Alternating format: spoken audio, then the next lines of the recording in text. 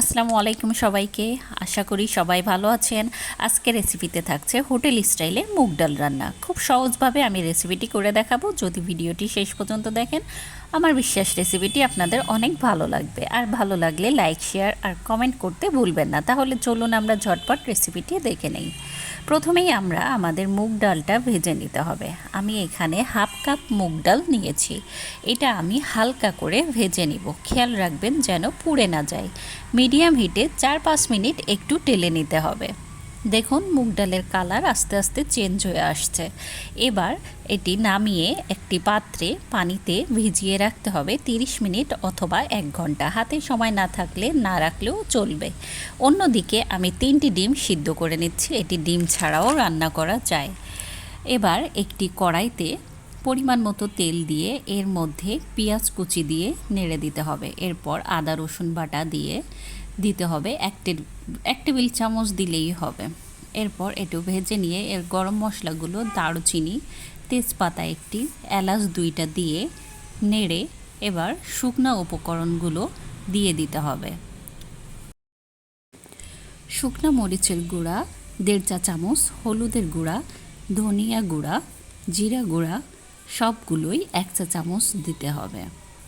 এবার পরিমাণ মতো লবণ দিতে হবে। মশলাগুলো কষানোর জন্য অল্প একটু পানি দিয়ে ভালো করে মশলাগুলো কষিয়ে নিতে হবে। এবার কষানোর পর এর মধ্যে একটি বড় সাইজের টমেটো দিয়ে ভালো করে কষিয়ে নিয়ে তেল উপরে দেখা গেলেই ভিজিয়ে রাখা মুগ ডাল দিয়ে দিতে হবে। আবার মশলার মধ্যে ভালো করে কষিয়ে নেবেন। পানি দেওয়ার 4-5 মিনিট আগে ডিমগুলো দিয়ে আরও ভালো করে কষিয়ে নেবেন। যত ভাজা ভাজা হবে তত এর স্বাদ বেশি হবে। এর মধ্যে গরম পানি দিয়ে দিতে হবে। এবার ঠান্ডা পানি দিবেন না, এতে টেস্ট নষ্ট হয়ে যাবে।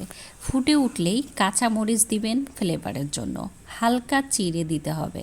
দেখুন ডালগুলো আস্ত আছে, বাট চাপ দিলে গলে যাচ্ছে। হোটেল স্টাইলের বৈশিষ্ট্যই হচ্ছে ডাল আস্ত থাকবে কিন্তু ভিতরে নরম। এবার ডালটাকে আরও সুস্বাদু করার জন্য এই কাজটি অবশ্যই করতে হবে। সামান্য তেল নিয়ে পেঁয়াজ কুচি, রসুন কুচি, শুকনা মরিচ দিয়ে ভালোভাবে ভেজে নিয়ে ডালের মধ্যে দিয়ে নেড়ে ঢাকনা দিয়ে 5-7 মিনিট দমে রেখে দিতে হবে। চুলার আঁচ একেবারেই বন্ধ করে দিবেন। ব্যাস তৈরি হয়ে গেল হোটেল স্টাইলের মুগ ডাল রান্না। রুটি, পরোটা, ভাতের সাথে সব কিছুতেই দারুণ লাগবে। অবশ্যই বাসায় ট্রাই করবেন। আজ এ পর্যন্তই। সবাই ভালো থাকবেন।